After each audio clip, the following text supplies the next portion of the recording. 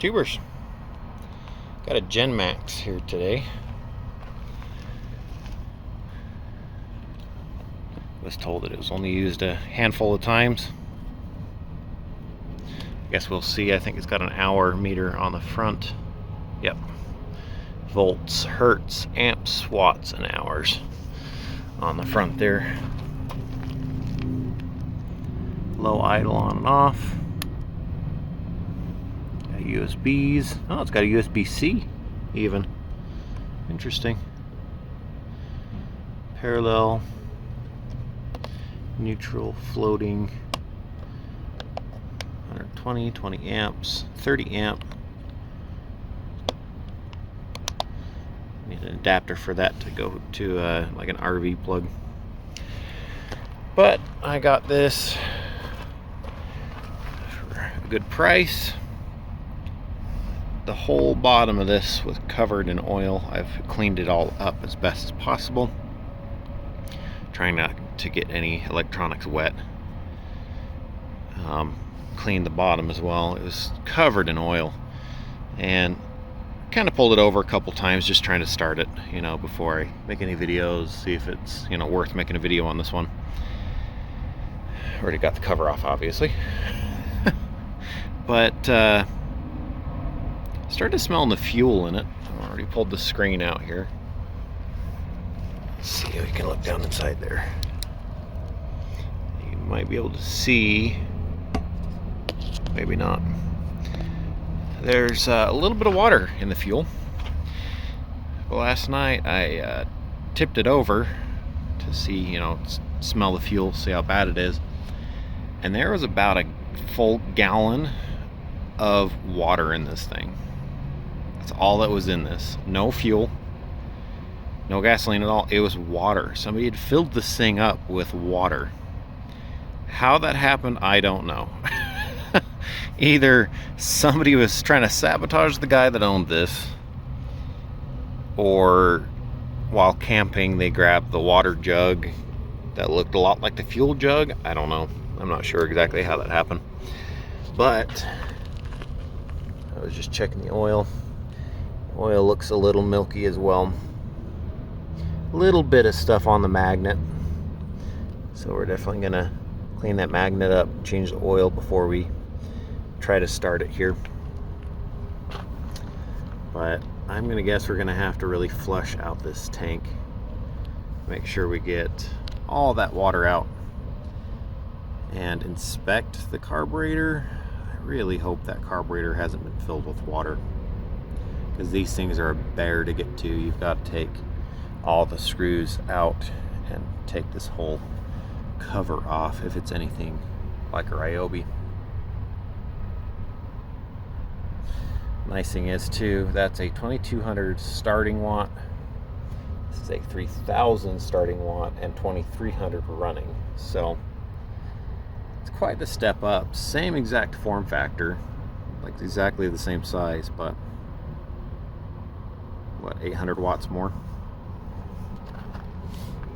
Anyways, gonna go ahead, drain the oil out of this now before we even try starting it again. And then, is there a drain screw on that carburetor? Yeah, there is a drain screw, but it's right here. It's underneath, right there. If you can see it, maybe you can, maybe you can't. It looks like this should line up with the drain screw, but I don't. I might be able to finagle it enough to get it to it. So we'll try draining the carburetor and not pulling it quite yet, unless we absolutely have to. But let's go ahead and get to fixing this thing. I'm also going to put some fuel in the tank after I blow it out with some air, and then drain all that fuel out and try to carry as much water out as I can. Alright, so it's already been one of those days. Can't find my camera stand anywhere, so you guys are going to have to deal with me holding the camera today. I'll try to keep it a little slower and smoother. Ignore the dark spots that's coming out of the pan. That's how milky it was. I don't know if that's break-in oil. I've seen break-in oil be kind of milky anyways. It could be braking oil, I'm not sure. I would imagine this has never been changed before. That's what the spark plug is. Anyways, got the oil changed. I put some of that stuff in there, Pro Select Premium, I don't know. I don't even know if that's full synthetic or conventional or what. It was given to me by somebody. I'm only going to be running it for probably an hour anyways, and then changing the oil again to make sure we get all of possible moisture out of here. Anyways, we're going to go ahead, try to open up that bleed screw on the bottom of the carburetor. I think that should line up well enough. Yeah.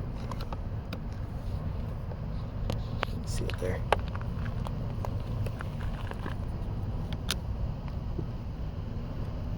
It is open now, and that is pure water coming out of there.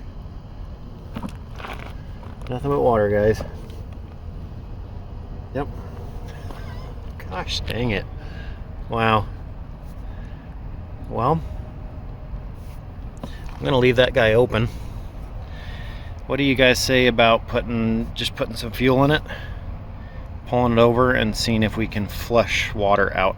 Water's heavier than gasoline. Gasoline sits on top of water. So if you get fuel running through, it should catch and move the gasoline through the system as well, theoretically. So I think we're gonna go ahead and just try putting some fuel through the system, see what happens there. I'm trying to figure out where the tank, there it is, the tank, that's the hose coming out of the tank, comes around, here's the filter, and then it goes straight into the carburetor. No fuel pump or anything, so it's pretty simple. I would imagine though that fuel filter is going to catch a lot of water. So let's go ahead and just put some fuel in it, see what happens. All right, so we've gone ahead and let that run for a minute. Lots of bubbles, lots of gasoline finally coming through. I'm gonna go ahead and shut it off here. I'm gonna go for a first start, just see what happens, see if it starts, see if we got any function out of it. Here's hoping, right? So there's stop, run, and then choke. See if I can sit you down somewhere where you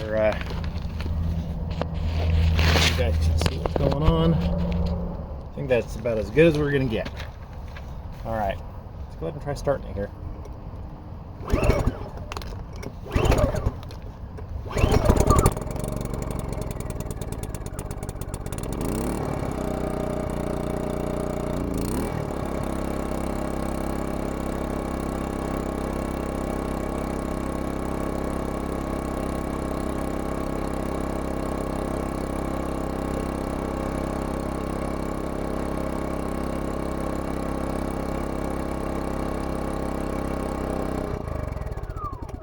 Well, I wasn't expecting that. I was expecting a fight. It's definitely smoking. I'd imagine it's from being tipped over. With how much oil was in the bottom of this case, I'm guessing that's where I'm guessing somebody tipped it over and it spilled oil out from somewhere. I should check the air cleaner actually, now that I think about it. Make sure that air cleaner box isn't just full of oil, because there's breathers that go into there usually. Looks like this breather comes from the valve cover and goes down. Let me get this cover off real quick. Definitely a little bit of oil in there. I'm gonna make a guess that's maybe where the oil came from.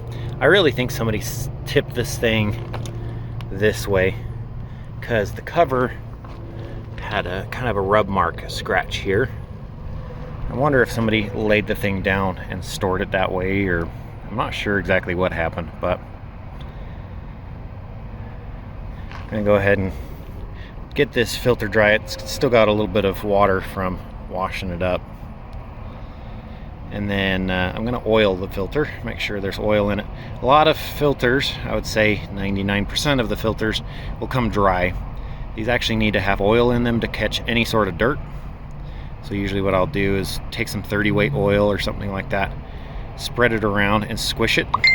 If it soaks it up, put a little bit more, squish it until it starts squishing out of the filter. Then you put it in like a rag or a paper towel, squish it really hard and get as much out as you can, and then you're oiled up, ready to go. Throw it in. When your filter gets dirty, just some soap and water, wash it up, and then re-oil it, put it back in. So let's go ahead and do that real quick. All right, got that filter all dried up, and then I got it oiled. So that filter should work nicely now. I'm gonna go ahead and put this back together. I'm gonna put the cover back on it even, and then we're gonna get it started back up here and probably just let it idle for a while. I'm gonna need 2 hands for this.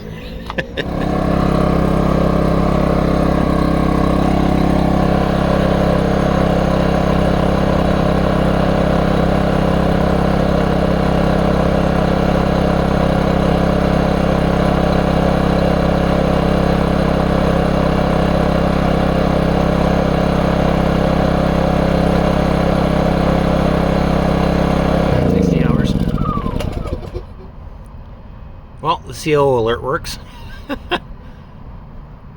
How is it still blinking? Just hold power somewhere.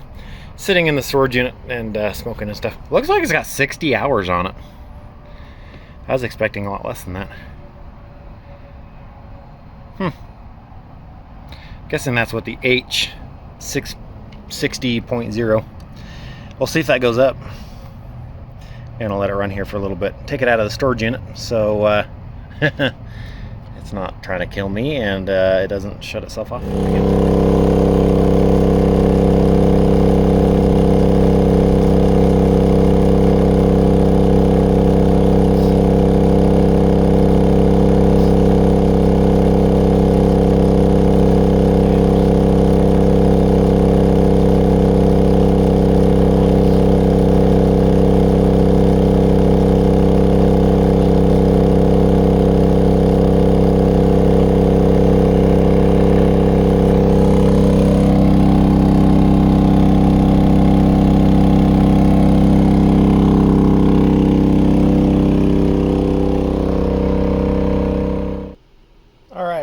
Cap this video off finally.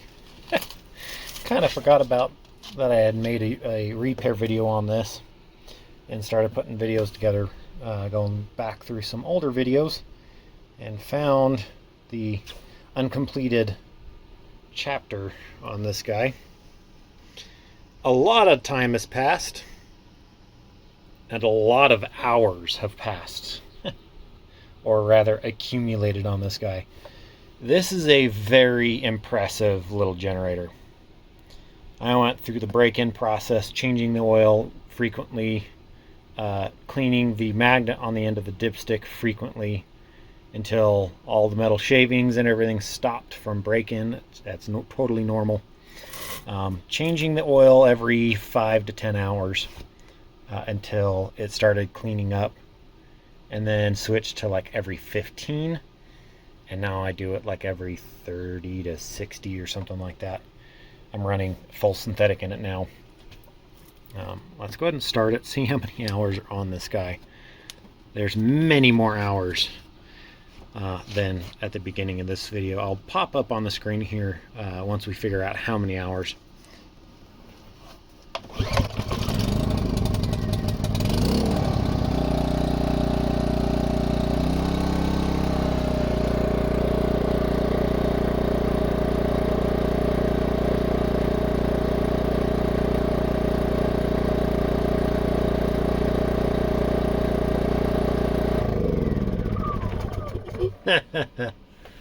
I need to take it out of the garage.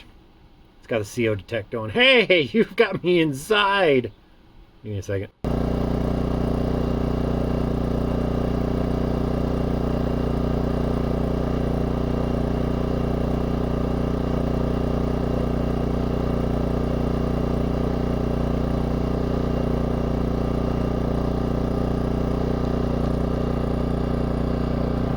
like 112.2 hours. So that would be, I think we started this video with right around 30 hours, give or take. I don't know. It'll pop up on the screen.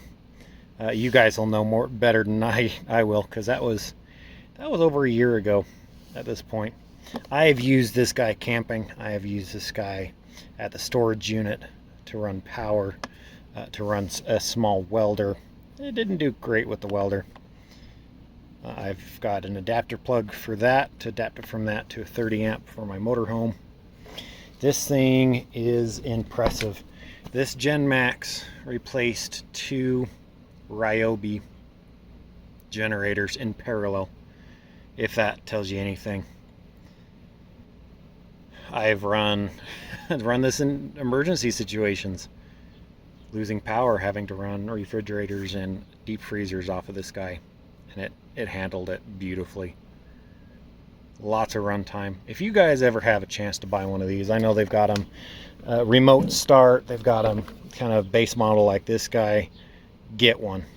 These are really good little generators. I don't know what else there is to tell about it, other than never heard of that generator brand before, but I will absolutely speak nothing but positive about them now. I like them. So hope you guys enjoyed this video.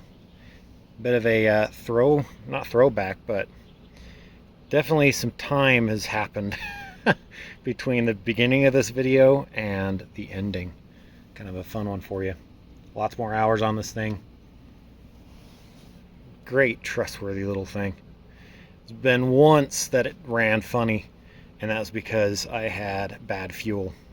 I ended up running it through that bad fuel, putting in some mechanic in a bottle, just enough, I think 1 ounce per gallon of fuel, and running that through it, and it cleared it right back up again. I have not ever had to go through, and even with the water even with the water in the fuel, I haven't had to go through that carburetor.